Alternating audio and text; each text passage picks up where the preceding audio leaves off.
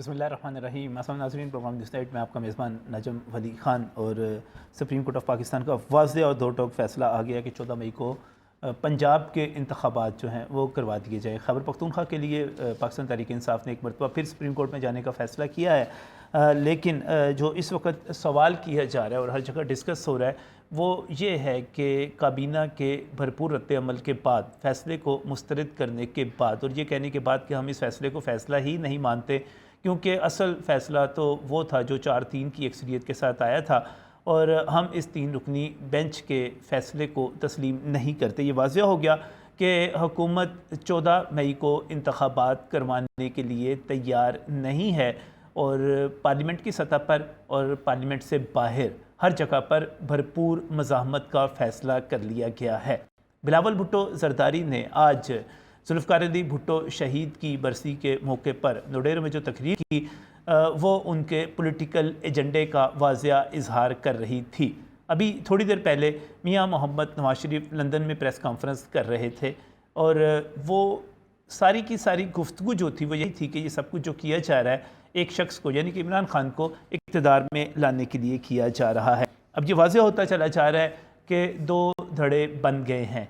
एक धड़ा वो है जिसमें PDM शामिल है और मुझे बहुत एहतराम के साथ कहने दीजिए कि उसमें चीफ़ जस्टिस ऑफ पाकिस्तान और उनके हम ख्याल जजेस शामिल हैं। उसके साथ उनके साथ जो सियासी क़ुव्वत है वो पाकिस्तान तहरीक इंसाफ है और दूसरा धड़ा जो है वो कहा जा रहा है कि वो PDM का धड़ा है। उसमें पाकिस्तान पीपल्स पार्टी भी आज मुस्लिम लीग नून के साथ उसी तरह मौजूद है जिस तरह कोई इत्तेहादी होता है, वरना सज्जाद अली शाह के केस की बात की जाती है तो उस वक्त पाकिस्तान पीपल्स पार्टी मुस्लिम लीग नून के साथ नहीं थी। PDM अपनी जगह पर मौजूद है। इसके साथ इनके साथ जो लोग मौजूद हैं उनमें नाम लिया जाए काजी फ़ाइज़ ईसा का, इसके बाद जस्टिस तारिक मसूद का जो कि तीसरे नंबर पर सीनियर मोस्ट जज हैं, और कुछ और जजेस का। इसके साथ ही ये भी कहा जा रहा है, एज्यूम किया जा रहा है कि एस्टेब्लिशमेंट भी इन्हीं के साथ है। अब पता नहीं है कि नहीं है, इस पर तो अभी तक कोई वाज़ेह चीज़ नहीं, क्योंकि हमारी फ़ौज बार बार ये कहती है कि हम न्यूट्रल हैं। अब ऐसी सूरत हाल में जब धड़ेबंदी वाज़ेह होती चली जा रही है, सवाल ये है कि इस जंग में आखिर में जीतेगा कौन। इस वक्त जो जंग है, जो लड़ाई है, वो एक तो पार्लियामेंट की, यानी कि पार्लियामेंट में पाकिस्तान तहरीक इंसाफ तो इस वक्त कौमी असम्बली में मौजूद नहीं, लिहाजा पार्लियामेंट इस वक्त PDM पर ही मुश्तमिल है। तो कौमी असम्बली की या काबीना की या हुकूमत की एक लड़ाई जो है वो होने जा रही है अदालत के साथ, सुप्रीम कोर्ट ऑफ पाकिस्तान के साथ। दूसरी एक तकसीम जो बात की जा रही है वो ख़ुद हमारी जुडिशरी के अंदर है।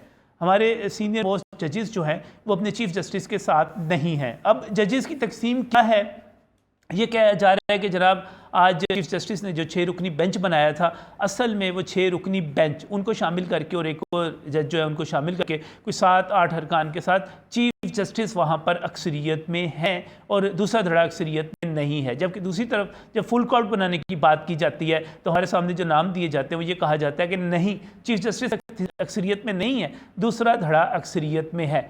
ये जो सारी सूरत हाल बनी है इसमें एक मरतबा फिर बात की जा रही है और राना सनाउल्लाह खान जो कि वफाकी वज़ीर दाखिला है उन्होंने भी कह दिया कि एमरजेंसी लग सकती है और जो दूसरे सियासी हल्के हैं वो इससे आगे की बात कर रहे हैं, वो कह रहे हैं कि मार्शल लॉ भी लग सकता है। कैसे लग सकता है मुझे नहीं पता, लेकिन क्या सराइयाँ आगनी शुरू हो गई हैं और आने के बाद और मौजूदा सूरत हाल में हमारा डॉलर जो है वो ऊपर जाना शुरू हो गया है, सियासी बेयकीनी बढ़नी शुरू हो गई है, लोगों में अदम एतमाद और एक ये जो मुस्तकबिल के हवाले से, अच्छे मुस्तकबिल के हवाले से उम्मीद थी वो ख़त्म होने लगी है। हुकूमत ने कह दिया हम इस फैसले को मुस्तरद करते हैं, मतलब ये कि 14 मई को इलेक्शन नहीं करवाएंगे। तो फिर ये क्या होगा, कब होगा, कैसे होगा, आज का प्रोग्राम इसी हवाले से।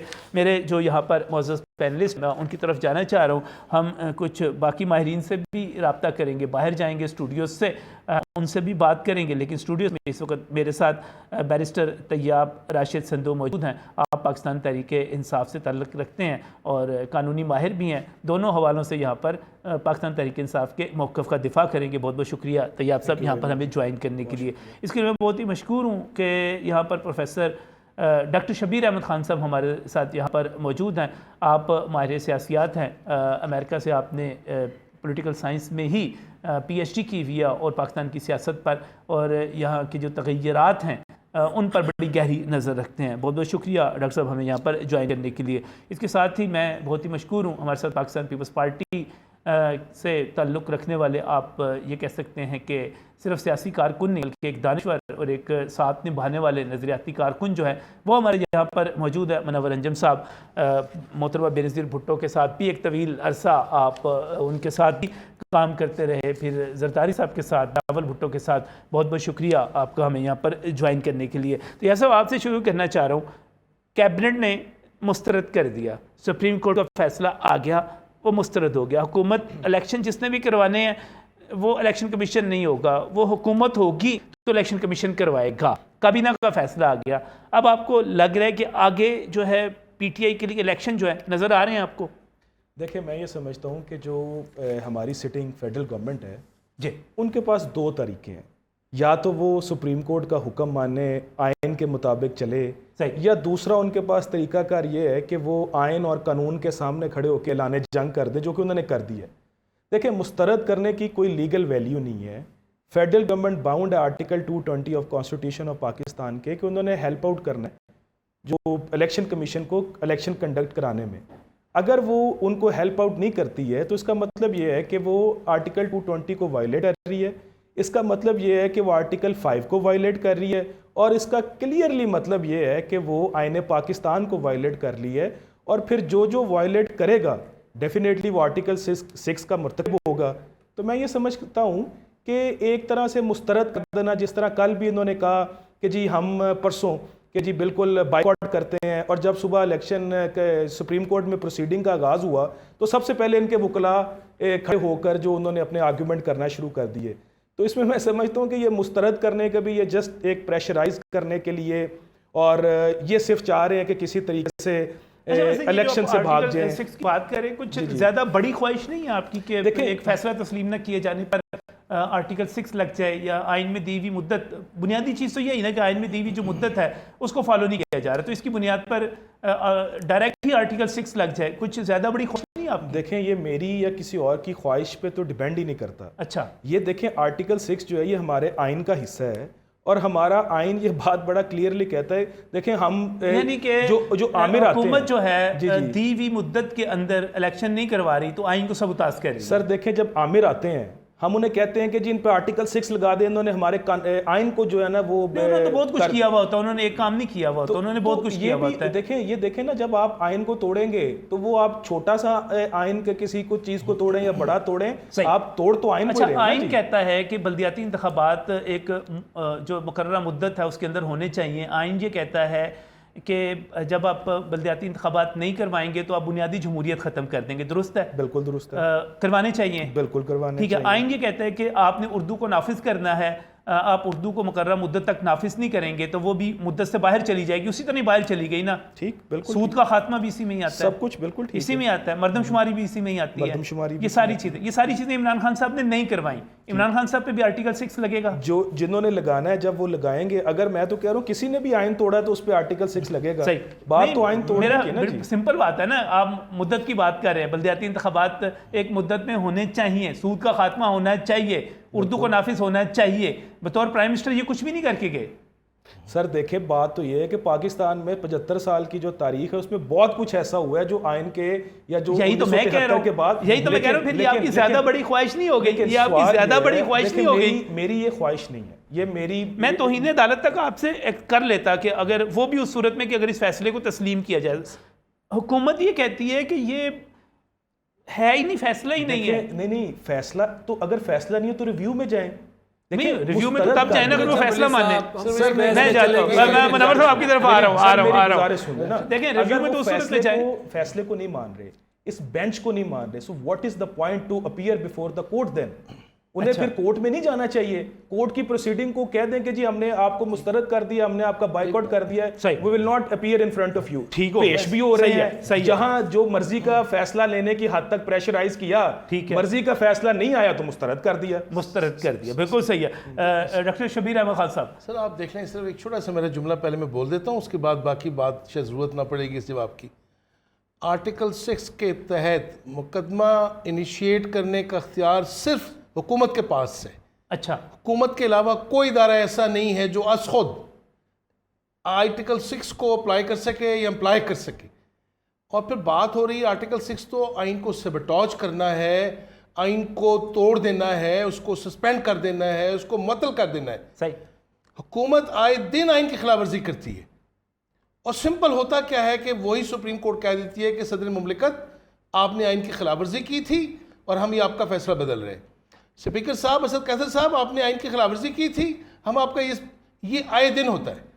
अच्छा नहीं, आप एक बड़ा अहम नुकता उठा रहे हैं। आप ये कह रहे हैं कि अगर हुकूमत आइन की खिलाफवर्जी करती भी है और जो हुकूमतें करती रहती हैं, उसके बाद भी ये जो मुकदमा दर्ज होना है ये बुनियादी तौर पर खुद हुकूमत ही करवा सकती है, और कोई तो फिर मौजूदा हुकूमत के होते हुए तो खुद ही इस हुकूमत के ऊपर मुकदमे का, हुकूमत भी फेडरल वफाकी हुकूमत, कोई सूबाई हुकूमत या कोई और इदारा ये नहीं इनिशिएट कर सकता। लेकिन यह मसला जो जिसकी तरफ ध्यान नहीं जा रहा लोगों का, वो बुनियादी मसला ये है नजम कि ये जो फैसला है ना जिसको आप कहते हैं 3 जजेस साहबान ने जो दिया है, इससे पहले एक फैसला जो 4-3 की जो बात हो रही है जी, अगर मैं आपको एक मिसाल से इसकी वजाहत करूं तो ज़्यादा समझ आएगा। जी, शादी ब्याह हुआ है लड़का लड़की का और तय हो गई है तारीख कि इन्होंने हनीमून पे जाना है फ़लाँ जगह, फ़लाँ मुल्क में, फ़लाँ शहर में। अच्छा, पंचायत बैठ गई है कि अभी तो ये मसला है कि 3 लोग कहते हैं कि उन्होंने ये सुना ही नहीं था कि उन्होंने कबूल है किया है। अच्छा, निकाह ही हुआ, 2 कहते हैं कि सुन लिया था, 4 कहते हैं कि नहीं सुना था, फिर 3 कहते हैं कि नहीं,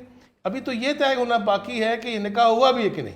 अच्छा, पंचायत कहती है छोड़ें, ये हम कर लेंगे, ये चले जहां इन्होंने तय की थी तारीख हनीमून की वो मनाएं। मुझे बताएं ये कैसे मुमकिन है?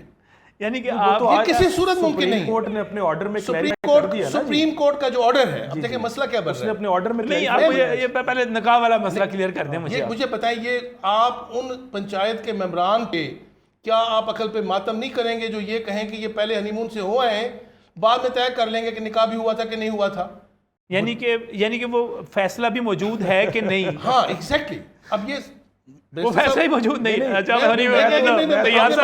आपने बात कर ली, सुन लें। नहीं, कोई बात नहीं, अंदर कोई अगर कोई अच्छा फिक्रा आए, मैं तो ये कह रहा हूं कि जो बेंच है वो तो ये बात कर रहा है कि 90 दिन में इलेक्शन की बात क्यों करते हैं? अब 90 दिन में इलेक्शन क्या बन गया? 90 दिन तो खत्म हो गए पाकिस्तान में, तो 90 दिन तो खत्म हो गए। 90 दिन क्या मुझे आप बताएं, 30 अप्रैल की तारीख जो थी 90 दिन के अंदर थी? नहीं थी, फिर 90 दिन तो खत्म हो गए। सर आप मुझे ये बताएं, जो अभी जो केयर टेकर गवर्नमेंट बैठी है उसका लीगल इस्तेहकाक है कि वो 90 दिन के बाद किस लॉ के तहत इस पे बात करते हैं? अगर ये मुझे इजाजत देंगे जी प्लीज, मैंने मनवर साहब की तरफ भी जाना है प्लीज। देखिए, ये जो बात करते हैं सुप्रीम कोर्ट का फैसला, सुप्रीम कोर्ट का फैसला, 4 फैसले आ चुके हैं सुप्रीम कोर्ट के, या जो एक और बेंच बैठा था।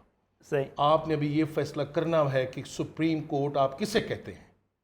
मुझे आप पूछेंगे ना शबीर साहब कि आप अमेरिका की सुप्रीम कोर्ट का किसे कहते हैं, मेरे लिए सादा जवाब है 9 जजेस हैं वहां पे, 9 के 9 जजेस सुप्रीम कोर्ट कहलाते हैं, 9 के 9। इंडिया और पाकिस्तान में बेंच बनाने का कॉन्सेप्ट है, अकेला जज सिंगल बेंच भी सुप्रीम कोर्ट कहलाता है, 3 का भी सुप्रीम कोर्ट कहलाता है। ये क्या बात हुई कि आप 4-3 वाला फैसला मानते हैं? वो किस कोर्ट का फैसला है? वो भी सुप्रीम कोर्ट का फैसला है, और उसको बदला तब जा सकता है जब उससे बड़ा बेंच उसको रिविजिट करे। मैं ये कहूंगा कि इस वक्त कंफ्यूजन जो हुई है वो अदालती है, ये बहरान अदालती है, ये अदालत में होना है, और ये इस तरह नहीं होना कि 3 जज साहबान फैसला करते हैं। मैं एक छोटी मिसाल देता हूँ आपको। मुझे ये बताएं, पार्लियामान जो है वो अक्सरियत के साथ कानून बनाती है। मुझे लोग कहेंगे ये पैरेलल नहीं बनता, मिसाल नहीं बनती। मैं कहता हूँ अगर पार्लियामान अकलियत में हो, यही इमरान खान जो 12 घंटे से वोट नहीं होने दे रहे थे वहाँ पर, 12 घंटे के बाद भी ना होने देते और कानून बनाते रहते, तो आप कहते हैं कि अकलियत कैसे कानून बना सकती है? पार्लियामान में अक्सरियत कानून बनाती है, और अक्सरियत सिर्फ 1 वोट से होती है। अगर 17 जज हैं सुप्रीम कोर्ट के तो 3 नहीं कर सकते। यही गवर्नमेंट ने कहा है, आज के यकलियती फैसला है। और मुझे तकलीफ हुई है वैसे कानून के तालिब इल्म के और सियासियात के, काबीना ने उससे मुस्तरद किया। ये दुनिया की तारीख में पहला मौका है, न सिर्फ मुस्तरद किया बल्कि ये कहा है कि ये काबिल अमल नहीं है। मुझे बताएं, एपेक्स कोर्ट है, पाकिस्तान की सबसे बड़ी अदालत है, उसका फैसला मुस्तरद कर दिया जाना और काबीना की तरफ से कर दिया जाना, ये कोई मामूली बात नहीं है। सही, मैं इस पर दोबारा भी आपकी बात हूँ, लेकिन इस वक्त जो सारी सूरत हाल बनी हुई है, पाकिस्तान तहरीक इंसाफ के दोस्तों को मैं सुनता हूँ, बार बार सुनता हूँ, और वो कहते हैं ठीक है मुस्लिम लीग नून तो करती इस किस्म के काम है। सज्जाद अली शाह ने जब 13वीं आईनी तरमीम वाला इशू हुआ था तो मियाँ नवाज शरीफ ने लाहौर से अख्तर रसूल को भेज दिया था, तारिक अजीज़ को भेज दिया था, मियाँ मनीर को भेज दिया था कि चले जाओ। पीपल्स पार्टी नहीं करती। पीपल्स पार्टी जो है अदालतों का एहतराम करती है और फैसलों को तस्लीम भी करती है, साथ चलती है। ये पीपल्स पार्टी को क्या हो गया है नवरंजन साहब? ये मुस्लिम लीग नून के साथ मिलके आप तो अच्छा खासा सिस्टम को चला लिया करते थे, साथ मिल जाया करते थे, ये मुख्तलिफ पीपल्स पार्टी है। बहुत शुक्रिया नजम वली साहब, आप भी पीपल्स पार्टी को बहुत अच्छी तरह जानते हैं, आप भी बीट करते रहे पीपल्स पार्टी की, ठीक है, और आप भी इसको इनकी लीडरशिप को अच्छी तरह जानते हैं। बात यह कि पीपल्स पार्टी ने कभी भी असूलों पर समझौता नहीं किया। पीपल्स पार्टी हमेशा कौमी अमूर के काम करती रही है, और वो 18वीं तरमीम हो, वो सूबों के हकूक़ की बात हो, वो माफ़ी मांगना हो, के पिको को उनकी शनाख्त देना हो, वो JB को उनकी शनाख्त देना हो, कश्मीर को का मसला जो है कौम मुत्तहिदा में उठाना अच्छे हो, काम है पीपल्स पार्टी के। आइन का तहफ़्फ़ुज़ करना हमारी अवलीन तरजीह रही है। हम इस वक्त भी यही तो इस वो वक्त कह भी रहे हैं। समझते हैं, इस वक्त बताते हैं हम किसी इत्तेहाद का हिस्सा नहीं है। पीपल्स पार्टी 3P किसी इत्तेहाद का हिस्सा नहीं है, हाँ, PDM का हिस्सा नहीं। PDM का हिस्सा नहीं है। सो हम जो है अलाई ज़रूर है, उनके अलाई है, लेकिन PDM का हिस्सा नहीं है।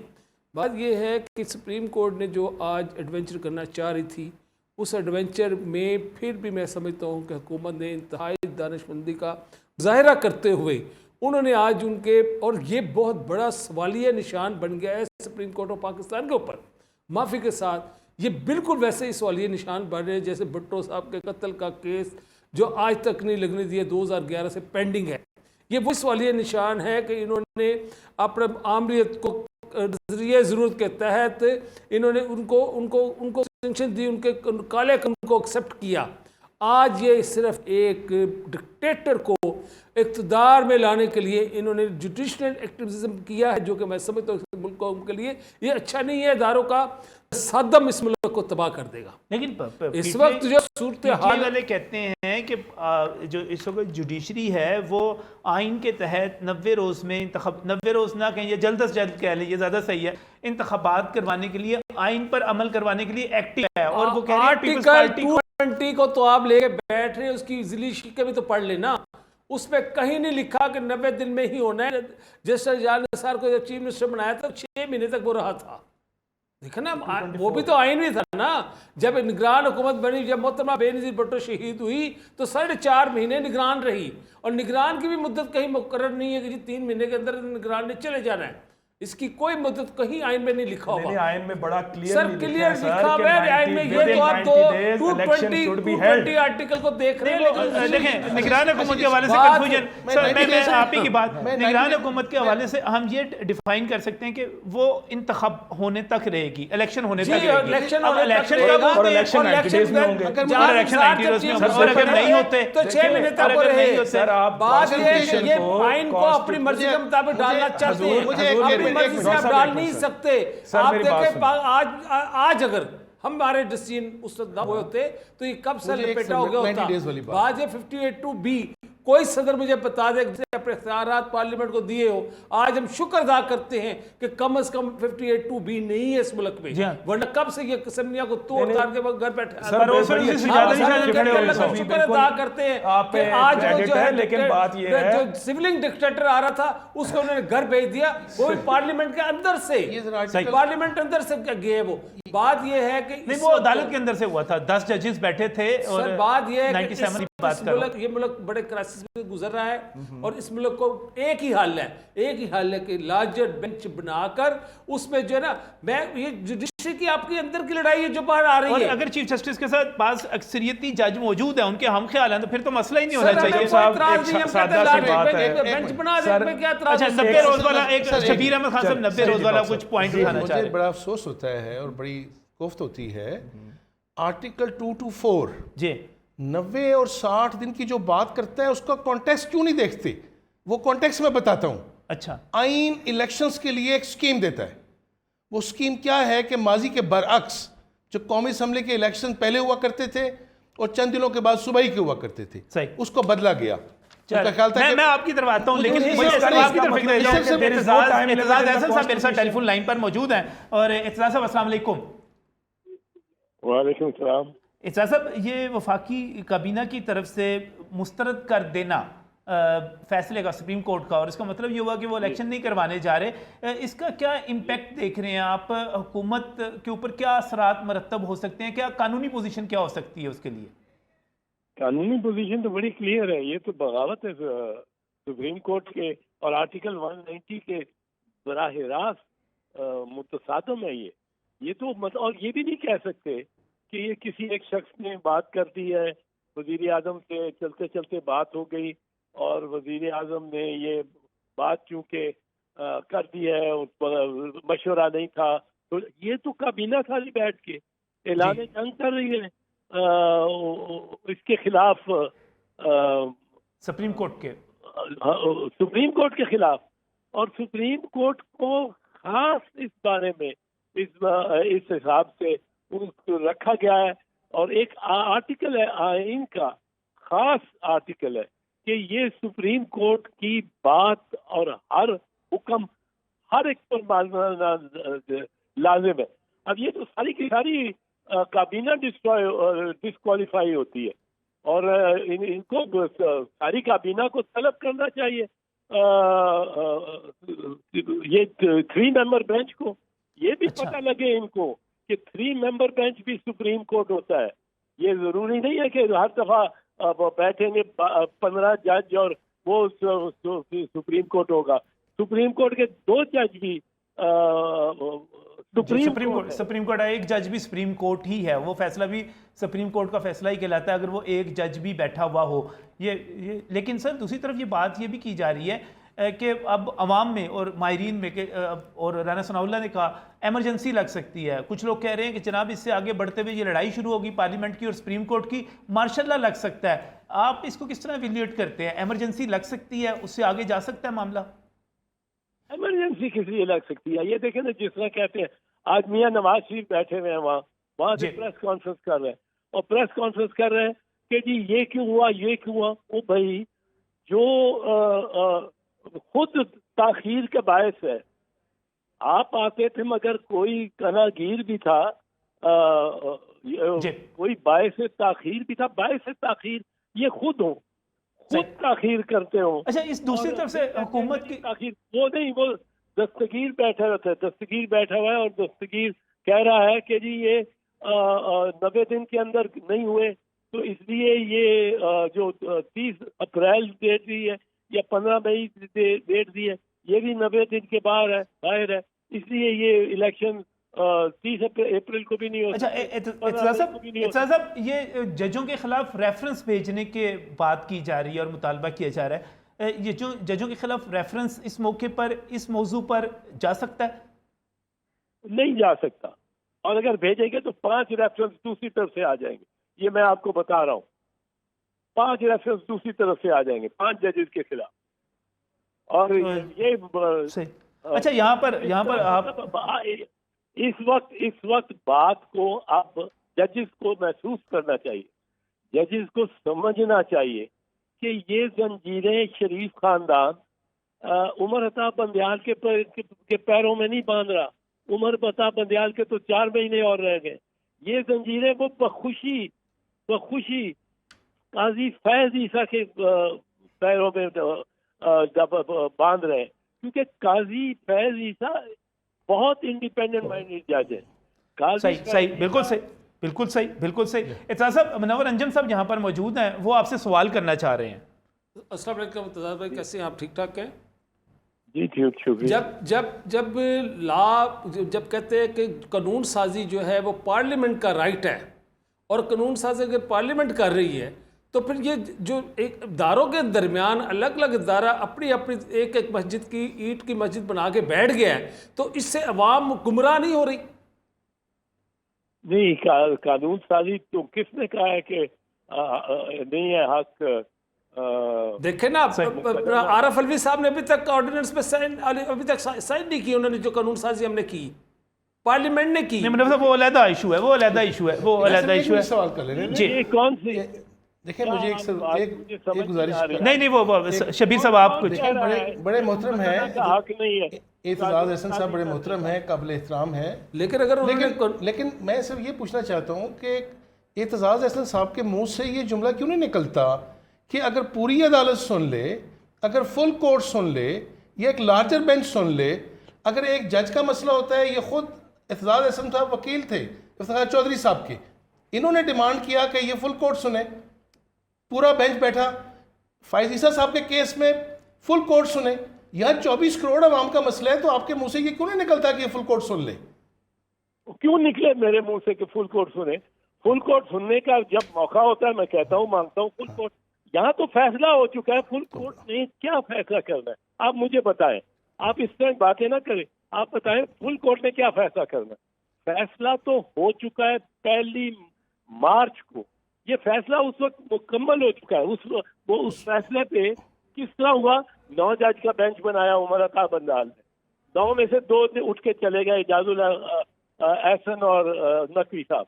फिर 7 जजेस का बेंच रहा, 7 में से 2 निकल के चले गए, अतर बिन अल्लाह और जो याया अफरीदी। पीछे 5 जजेस का बेंच रह गया। 5 जजेस ने ये पहला जुमला जो 3 दिन बहस सुनी, 5 जजेस ने, कोई 7 जजेस ने वो बहस नहीं सुनी, कोई 7 नहीं थे, 5 ने बहस सुनी। 5 ने जब बहस सुनी तो उसके बाद तीसरे दिन उन्होंने फैसला किया।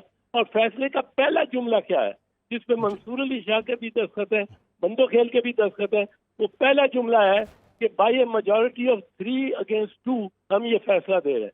कितने बजाज हुए? 3+2। आखिरी चीज, सिर्फ आखिरी एक जुमला मुझे बता दें, सिर्फ एतजाज हसन साहब इस जुमले का मुझे जवाब दे दें। जस्ट मैं नहीं कह रहा, जस्टिस मंदोखेल ने कहा कि अगर ये 3-2 का फैसला है तो order of the supreme court कहाँ है? उसका जवाब चीफ जस्टिस साहब को देना चाहिए था, उसका जवाब उन 3 जज साहबान को देना चाहिए था जिनका फैसला था। 7, 4 और 3 क्या पढ़ते हैं क्या पढ़ते हैं? ये जो order of the supreme court है यही तो है। 1 मार्च का ऑर्डर पढ़े, 5 जजों के दस्तखत हैं, उस पर पहला जुमला है, यही order of the supreme court पढ़ रहा हूँ। एक आखिरी सवाल कर लेने दें, एक आखिरी सवाल कर लेने दें। एतजाज हसन साहब मुझे जवाब तो सुन लो यार, सर आप यूं ही मतलब चढ़ाई करते हो, कुछ पढ़ते नहीं हो। पढ़ो वो फैसला, वो फैसला है by a majority of 3 against 2, यानी 5 जजों ने, हमने ये था ये कोर्ट का ऑर्डर है। फिर अलग नोट लिखे हैं, फिर उन्होंने अलग मेजॉरिटी ने लिखा है और माइनॉरिटी ने अलग लिखा है। ये लोग नहीं कह सकते, ये ऑर्डर पढ़ा गया ओपन कोर्ट में 1 मार्च को। जब ये पढ़ा गया इन 2 जजेस ने एतराज नहीं किया कि हम 7 हैं, हम 5 नहीं है, हम 7 हैं, एतराज नहीं हुआ। ये उस ऑर्डर में उन्होंने कहा कि आप फौरन जल्दी as near as possible to 90 days आप ठीक हो गया सर, वो सारे क्लियर हो गया। आखिरी सवाल, उसके बाद नजम साहब आखिरी सवाल जो है वो मैं एतजाज साहब से कर रहा हूँ। एतजाज साहब मुझे हिंदुस्तान से, एतजाज हसन साहब मुझे अमेरिका से, ये दुनिया के किसी मुल्क की जुडिशरी से जो एपिक्स कोर्ट हो, ये एक फैसला मुझे नज़ीर निकाल के दिखा दें जिसमें एक बेंच में फैसला करने वाले जज किसी ऐसे जज से एग्री करें जो उस बेंच में शामिल ना हो, उनका नाम लें और कहें कि वो 2 जज साहबान जो ब्रदरली जज हैं, उन्होंने चूंकि सुओ मोटो को कहा है कि सुप्रीम कोर्ट ना सुने, हम उनसे एग्री करते हैं। अगर वो बेंच का हिस्सा नहीं है तो फिर किस तरह वो एग्री किस तरह कर सकते हैं उसका? ये आपका पॉइंट ऑफ व्यू है। बेंच का हिस्सा ही नहीं है, कैसे एग्री कर सकते हैं? ये बिल्कुल दुरुस्त आप जो आप दे दिया, ये क्या पता नहीं, ये क्या एक और बहुत शुक्रिया एतजाज हसन साहब, बहुत शुक्रिया रहनुमाई करने के लिए, हमारे साथ टेलीफोन लाइन पर आने के लिए। आप ये कह रहे हैं कि मैं ये बात क्यों कहूँ कि फुल कोर्ट बनाया जाए, मेरे मुंह से ये फिक्रा क्यों निकले, तो उसका आगे जो उन्होंने वजाहत दी है वो भी आपने पूरी की पूरी सुन ली है। एक ब्रेक की तरफ चलते हैं।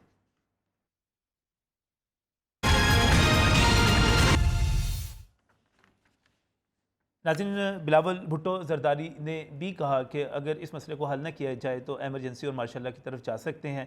वफाकी वज़ीर दाखिला हैं, वज़ीर दाखिला राना सनाउल्लाह खान, उन्होंने भी कहा कि हमारे पास एमरजेंसी का ऑप्शन मौजूद है। एमरजेंसी की ऐसी चीज़ है जिसके बारे में आप ये नहीं कह सकते कि जनाब ये फ़ौरी नाफिज कर दीजिए, इसके लिए बाकायदा एक माहौल बनता है। और क्या ऐसा माहौल बन रहा है? आज से पहले ये सूरत हाल हरगिज़ नहीं थी कि आप ये कहें कि जनाब एमरजेंसी लगा दिए जाए।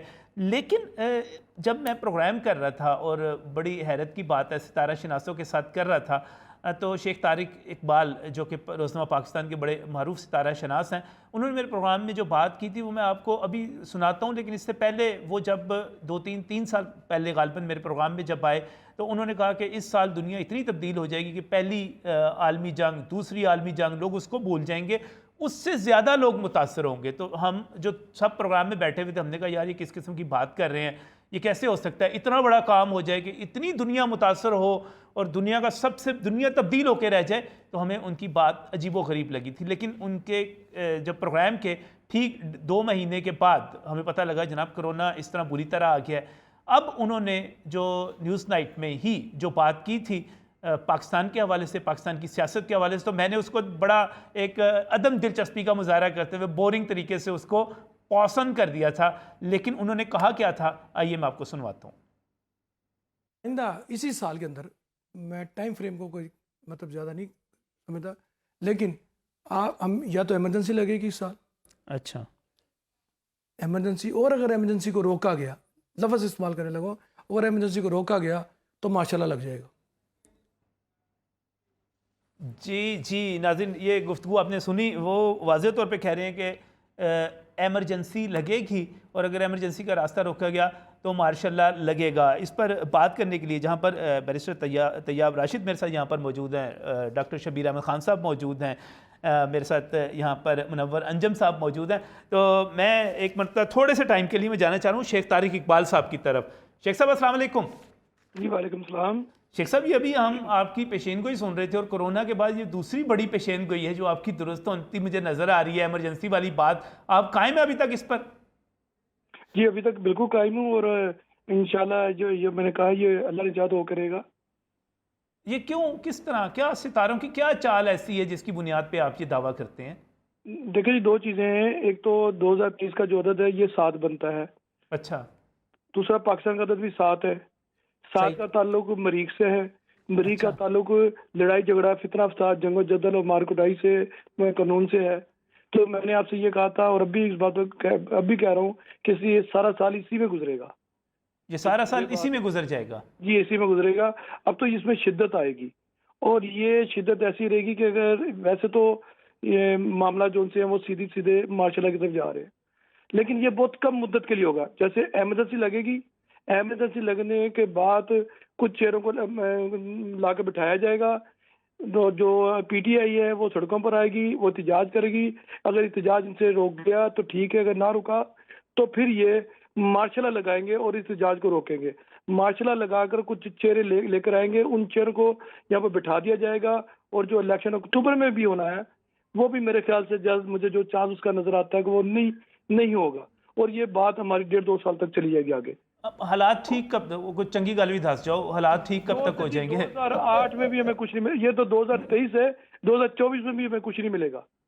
2024 में भी हमें कुछ नहीं मिलेगा। 2024 में भी इलेक्शन मुश्किल नजर आ रहे हैं आपको? मुश्किल नजर आते हैं जी।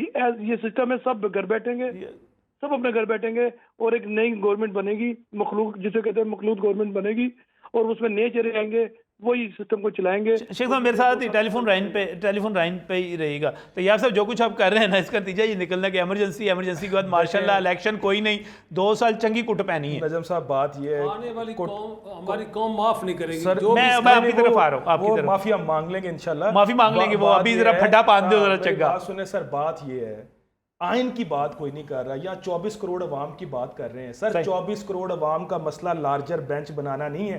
किसका है वो? उनका मसला महंगाई है। पाकिस्तान में इस टाइम जो फाइनेंशियल इंस्टेबिलिटी है उसको सिर्फ पॉलिटिकल जो स्टेबिलिटी है वो ठीक कर सकती है। जब तक आप जनरल इलेक्शन नहीं कराएंगे, पॉलिटिकल गवर्नमेंट नहीं। सर देखिए क्यों नहीं पॉलिटिकल स्टेबिलिटी आने दे रही? सर आप मुझे ये बताएं, असेंबलियां क्यों तोड़ दी आपने? मुझे यहाँ असूल की बात हो रही है, हमारे जो असेंबलियां क्यों तोड़ दी आपने? बैठे हैं, बात छोटी सी है कि सर फॉरेन मिनिस्टर साहब हैं, पीपल्स पार्टी के चेयरमैन हैं, वो फॉरेन मिनिस्टर हैं। आज तक जब से वो गवर्नमेंट में आए हैं, बताएं कि उन्होंने लोगों की महंगाई को दूर करने के लिए क्या काम किया है, सिवाय अपना चेहरा शनासाई जो करा रहे हैं, चेहरा शनासाई जो करा रहे हैं मुख्तलिफ इंटरनेशनल अरीना पे कि मैं फॉरेन मिनिस्टर हूं, आने वाला प्राइम मिनिस्टर हूं, मैं जुल्फकार अली भुट्टो का नवासा हूं। इसके अलावा आप अल्लाह का शुक्र अदा करें कि आपका मुल्क जो है वो डिफॉल्ट होने से बचा दिया है। आपने जो $12 बिलियन जो है हमने वापस किया है, FAT से हमने निकाला है, हमने जो है इंटरनेशनल की गवर्नमेंट की पॉलिसीज थी, वो सर कुछ नहीं, आप तो सब कुछ छोड़ गए थे। आपने तो 50 लाख नौकरियां दे रही ये थी। चीजें विद इन अ मंथ और सो ये नहीं आपने होती, 1 करोड़ इसकी पूरी नौकरियां तैयारी 50 लाख होती है घर फ्रॉम देने थे। ईयर्स। वो इस तरह कहाँ नहीं चले गए? FATF से निकल जाता सर मुल्क। बात ये नहीं है, बात ये- करें ये हकीकत की आप बात बात करें। सर, जितना बात मुल्क का आप बड़ा अवाम अगर की आप बात करके करते जा नहीं रहे है, हैं ना, जमहूर ये की हम बात अगर करते ना नहीं है। बातें बात गवर्नमेंट सिर्फ में ये तो हो रही सोच है सकते थे। कि हमारा इक़्तिदार कैसे, डॉक्टर साहब अच्छा, मुनव्वर साहब, एक इक़्तिदार किस तरह देखिए, महफूज मुझे- रहेगा, इसके सारे अलावा इक़्तिदार के लिए कोई- कर रहे हैं, कोई सारे नहीं इक़्तिदार रखे। के लिए कर रहे हैं सर, सर, सारे देखिए इक़्तिदार ना, के लिए कर रहे महंगाई का हैं। हाल इक़्तिदार के लिए election कोई है। नहीं कर रहा, बैठने को मुझसे आप नहीं है सर, एक दूसरे के साथ। सर मुनव्वर इमरान साहब, खान ने तो एक- 100 दफा कह बैठने के लिए सर, तैयार आप किया इनमें है। से जब तक आप देखें आइन की बात करें, इलेक्शन करवाएं, बैठने के लिए तैयार हैं। मुनव्वर साहब, ये जो इमरजेंसी की बात की जा रही है, मार्शल्ला की बात की जा रही है, अगर बानी- आज बिलावल भुट्टो आइन के जरदारी बानी भी जो है, वो एग्रेसिव हो मार्शल्ला जाएंगे, की बात पीपल्स कर पार्टी रहे भी हैं। हो जाएगी और मामला को पॉइंट ऑफ नो रिटर्न पे ले जाएंगे और बात करेंगे अदलिया के अंदर से अब मुहाजराई की सारी चीजों की, फिर तो यही कुछ होगा। सर आप बात भी ये जिम्मेदार है होंगे कि फिर। हम गैर जमहूरी कुव्वत का साथ नहीं देंगे। हम जमहूरी लोग हैं, हम उनका साथ नहीं देंगे। हम यही चाहेंगे कि इलेक्शन टाइम पे हो और इलेक्शन जो टाइम पे बनता है वो कि ये जो हुकूमत पार्लियामेंट की मुद्दत है सर, वो बिलावल 10 खुद इमरजेंसी की बात सर की। वो कह रहे हैं कि मार्शल्ला को ठीक दावत हो दे रहे हैं, जाओ, मार्शल्ला को लोग दावत दे ठीक रहे हो हैं। जाओ वरना मुल्क उस पास जा रहे हैं। इसका मतलब दावत दे देखिए, रहे हैं। बात सुने, 15 साल का सेटअप था, 15 साल पूरे होने जा रहे हैं। मुझे तो यही खतरा है, मैं समझता हूँ कि हमें सब जमातों को तरीके इंसाफ को मैं समझाना चाहता हूँ। ऑल पार्टी कॉन्फ्रेंस है कल, वहाँ भी मैं ये बात करूँगा कि भाई बात ये है कि क्या आप मुल्क को नारकी की तरफ ले जाना चाहते हैं? क्या आप इंतज़ार नहीं कर सकते? आप इलेक्शन होने थे अक्टूबर में, इलेक्शन हो जाते हैं और उसके बाद अगर आपके पावर है तो आप जीत के आ जाए। ये मैं गारंटी करता हूँ कि मैं आपके प्रोग्राम में कह रहा हूँ, जो पार्टी जीत के आएगी पीपल्स पार्टी उसको सपोर्ट करेगी। क्यों कि हम चाहते हैं, सबसे पहले हम चाहते हैं पिछली दफा कि भी जमहूरियत- आपने ही पार्लियामेंट में सबको बिठाया था, जी वरना- हाँ, हमने जी, बिठाया आपने था, मैंने आपका प्रोग्राम और में कहा आज था। एक बिलावल भुट्टो ने बड़ी अहम बात की, उन्होंने कहा जो फड्डा है सारे का सारा तख्ते लाहौर का है। यानी कि सिंध तो क्लियर है आपका, हाँ। असल में फड्डा जो है वो तख्ते लाहौर का है। लाहौर का बात सिंपल ये है कि इसके आज जी, भी समझता शबीर हूं- अहमद खान साहब, देखें, ये बड़ी अफसोसनाक बात है वैसे कि बदकिस्मती से हमारी अदालत उज़्मा में चारों सूबों से जज साहबान हैं। अगर एक ही और वो जो अकलियत में होंगे वो फैसला करेंगे। फिर इरशाद हसन साहब ने एक और बात की, ये तो हाई ट्रीजन की बात कर रहे हैं, बगावत की बात कर रहे हैं और तौहीन अदालत की बात कर रहे हैं। तौहीन वो कह रहे हैं अदालत पूरी कैबिनेट को तलब कर नहीं, दिया नहीं, जाए नहीं, बगावत में, सुन हाई ले, ट्रीजन फिर में। सुन ले मेरी, अगर आप माफ़ करेंगे, मैंने आपसे शुरू में कहा, मैं मिसाल दे के वाजे करता हूँ। हाँ, मेरे जो दादा ससुर थे, अब्बा जान, वो एक बड़े मारूफ पाकिस्तान के सिविल लॉयर थे, अच्छा, FM अजीज़ चौधरी साहब, उनका बड़ा नाम था। तो मैंने उनसे एक दिन पूछा कि ये तौहीन अदालत में जो बार बार बुला लेती है अदालत, तो ये आप क्या कहते हैं इसके बारे में? उन्होंने पाकिस्तान बनने से भी 20 साल पहले प्रैक्टिस शुरू की थी, उनका इतना तजुर्बा था। उन्होंने मुझे एक मिसाल दी, उन्होंने कहा आपने ये देखा है कभी, ये जो जिसको हम आमतौर पे ब्राथल हाउस कहते हैं या कोई ख़ास रेड लाइट एरिया कहते हैं, वहाँ की ख़वातीन हर रोज़ मेकअप करती हैं। वो अपनी सुर्खी पाउडर, अपनी टोमें, अपना जेब तन करके हर रोज़ बैठती हैं। हमारे यही काम घरेलू ख़वातीन भी करती हैं, लेकिन वो करती हैं जब बेटी की शादी होती है, जब बेटे का कोई निकाह होता है, कभी 10 साल में, कभी 15 साल में। क्या दोनों का अगर आप साथ बिठा दें तो एक ही है वो मेकअप करना? उनका कहना ये था कि तौहीन अदालत में आप, ये बड़ा रेयर है किसी को बुलाते हैं, ये रोज़ रोज़ करेंगे तो वही मिसाल हो जाएगी जो मैंने उस मोहल्ले की दी है आपको। ये कौन सी बात हुई कि जिसको चाहे बुला लें? आइन और मैं कहता आपसे है, आइन सुन ले, फिर आइन क्या कहते हैं आप सुन ले, वो आइन क्या मुस्तरद कहते हैं? किया ना आपने, खुद कहा कि कैबिनेट ने मैं पाकिस्तान की माफी चाहता तारीख हूं, में पहली मैं बात मर्तबा सुनो। आइन पहली को मर्तबा ये सर, तो उसी कैसे को तो हमने बना? सर, खत्म मुझे किया है, एक- वही तो हमने कहा कि प्रेसिडेंट से कहा कि नजम वो साहब, साइन कर दे, नजम साहब, वो मुझे- साइन ही नहीं कर रहा। नजम साहब, मुझे बात सर, मुकम्मल प्रेसिडेंट का कॉन्स्टिट्यूशन में राइट है कि वो मुझे- साइन नहीं सर, कर सर सकता। नहीं राइट है सर, मुझे उसका, बात- क्यों नहीं है उसे सर? 7 दिन के मुकम्मल- अंदर साइन करके वापस भेजनी है। सर जी वापस आ सर, जाए मुझे ना, बात मुकम्मल वो उसका भी करने एक दें। प्रोसेस है। मामले को वहां तक ना लेके जाएं। मैं Point of no return पे ना लेके मैं जाएं। शेख साहब की तरह कोई पेशबीनी तो नहीं कर पाता, लेकिन मैं एक बात आपको बता दूं कि फिर ये 97 वाला जो है ना, ये सजाद अली शाह पार्ट 2 होने जा रहा है फिर। और मैं आपको एक और बात बताऊं, पार्लियामेंट के पास एक अख्तियार होता है, वो अख्तियार कहीं नहीं लिखा होता, वो आइन में नहीं लिखा होता, उसका कानून तक नहीं बना होता। वो पार्लियामेंट जब इस्तेमाल करती है तो उसी वक्त वो कानून बनता है। चले अब होने तौहीन पार्लियामेंट कहते हैं। मैं कंक्लूजन की तरफ उससे- जाना चाह रहा हूं। एक तौहीन पार्लियामेंट कहते हैं। सर मेरी तौहीन पार्लियामेंट, तौहीन पार्लियामेंट आज तक तौहीन सर, पार्लियामेंट मैं- में क्या हुआ सर? नहीं, कभी लगा ही नहीं। सर मैं एक छोटी सी बात, पार्लियामेंट जिस दिन सर लगेगा मैं उस दिन करता पता हूं। चलेगा। सर एक मिनट, सर ये जो बात की है ना अभी डॉक्टर साहब ने सजाद शाह साहब की, सर ये 97 नहीं है, ये वो वाला सुप्रीम कोर्ट नहीं है।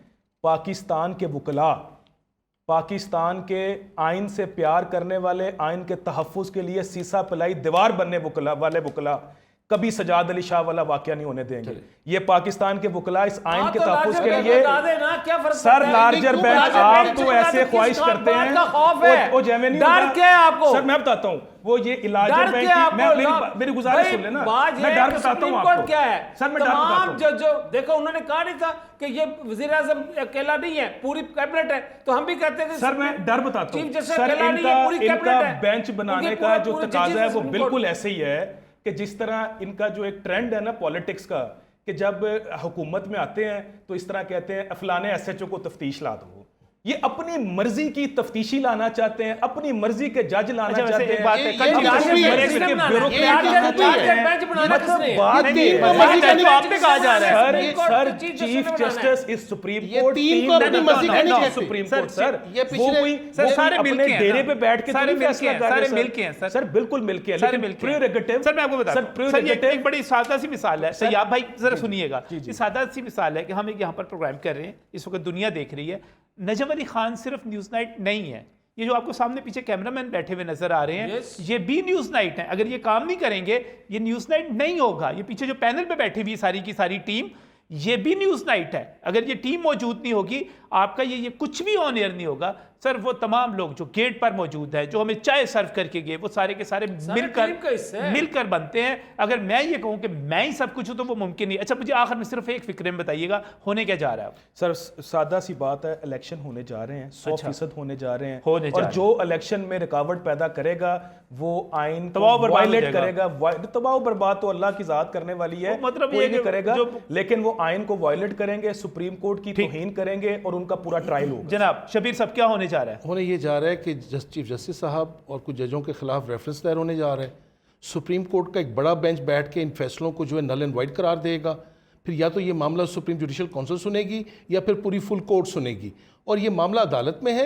इस मामले का हल अब भी आगे अदालत जो से आगे निकलना है। लड़ाई जो है अदालत में है, अदालत से हल निकलना है। अदालत से निकलेगा। मुनव्वर अंजुम साहब होने क्या जा रहा है? मेरा ख्याल है कि अभी जो है ना इनको फौरी तौर पर इनको इस फैसले के खिलाफ सुप्रीम कोर्ट में जाएंगे और सुप्रीम कोर्ट से ये कहेंगे कि लार्जर बेंच बनाएं।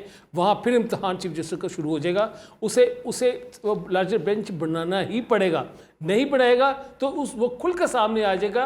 वो मुकाबला करने के लिए वो मुकाबला करेगा। ये तो फिर दोनों सही। दो की लड़ाई ने किसी ने फिर एक ने घर जाना है। किसी एक ने घर जाना है। दो कौन कौन है? आपको पता है कौन कौन है? मुझे बताने की जरूरत नहीं है। दोनों में से एक ने किसी ने दूसरा घर वो जाना है। जिसके नीचे दोनों शेल्टर में से लेना एक चाह ने रहे दोनों में हैं। से एक ने घर जाना है। मैं दोबारा एक दफ़ा शेल्टर फिर लेना शेख तारिक इकबाल साहब की तरफ जाना चाह रहा हूँ। ये तो सियासी कारकुनों की, सियासी तजियाकारों की, माहिरीन की पेशेनगोई हो गई। शेख तारिक इकबाल साहब आपकी पेशेनगोई क्या है? दोबारा रिपीट कीजिएगा, क्या होने जा रहा है? जी मैं ये कह रहा हूँ कि एक तो सारा निज़ाम की तब्दीली होगी। मैंने अच्छा। पहले भी प्रोग्राम में कहा था कि इस साल जो सियासत होगा उसका रुख चेंज हो जाएगा, एक नए अंदाज की सियासत होगी। अब पूरे निज़ाम की तब्दीली होने जा रही है। इस तब्दीली में जो हमारे कुछ जज साहबान भी लपेटे में आ जाएंगे और उस सिस्टम में वो भी लपेटे जाएंगे इस पे। अच्छा, लेकिन अगर इमरजेंसी ना लगी तो फिर तो आपकी ये रह जानी है सारी पेशेनगोई। नहीं, मैं तो अभी तो हम सिर्फ बयानात पे बात कर रहे हैं। एक इमरजेंसी भी लगनी है। एमरजेंसी लगाएगा कौन? जो इलेक्शन जब भी होंगे ना, एमरजेंसी कौन लगाएगा शेख साहब? जी इमरजेंसी वो लगाएंगे जिन्होंने लगाना है, जो लगाते आए हैं। जो लगाते हैं वो तो नहीं लगाने वाले, वो तो नहीं आने वाले। उनके कहने पे फिलहाल नजम साहब अभी तो फिलहाल इलेक्शन नहीं हो रहे। जब अच्छा। भी इलेक्शन होंगे ये इमरान खान के बगैर इलेक्शन होंगे। इमरान खान के बगैर इलेक्शन होंगे, ये आप एक नई बड़ी पेशेनगोई करके जा रहे हैं। इमरान खान के मतलब इमरान खान साहब उसमें नाअहल होंगे, उसमें हिस्सा नहीं ले सकेंगे। ये जो भी होगा, जब भी इलेक्शन होंगे वो इमरान खान के बगैर होंगे इलेक्शन। पीटीआई भी होगी अंदर, इमरान खान साहब पीटीआई मौजूद होगी लेकिन इमरान खान नहीं होंगे। पीटीआई होगी लेकिन इमरान खान साहब नहीं होंगे। जी उस इलेक्शन में इमरान खान नहीं होंगे। इमरान खान नहीं होंगे। पीटीआई जो है फिर चौधरी परवेज लाई सदर होंगे उसके। जी ऐसा ही है, लेकिन ये आने वाला वक्त बताएगा। पीटीआई इमरान खान के साथ ये ही आने वाला है। वक्त बताएगा सदर कौन बहुत होगा। शुक्रिया, PTI बहुत इमरान शुक्रिया। खान के साथ बहुत ही शुक्रिया और इमरान तमाम खान साहब जरूर दोस्तों का होंगे तशरीफ इंशाल्लाह। लाने के लिए। नाज़रीन दिलचस्प रहा आज का सारा प्रोग्राम। चीज़ें जो है कुछ समझ में आ रही थी, कुछ नहीं आ रही। आने वाले देखते हैं क्या होता रहेगा। बहरहाल मुझे खुशी इस चीज़ की है कि करते रहो यार, सियासतदानों, जजों, जर्नैलों, जिसने भी जो करना है, हम प्रोग्राम करते रहेंगे, रौनक लगी रहेगी। यही सारी हमारी ज़िंदगी इसी तरह गुजर गई है, आगे भी इसी तरह गुजर जाएगी। लेकिन ये मज़े की ज़िंदगी अच्छी है लेकिन अफसोसनाक है। अल्लाह हाफ़िज़।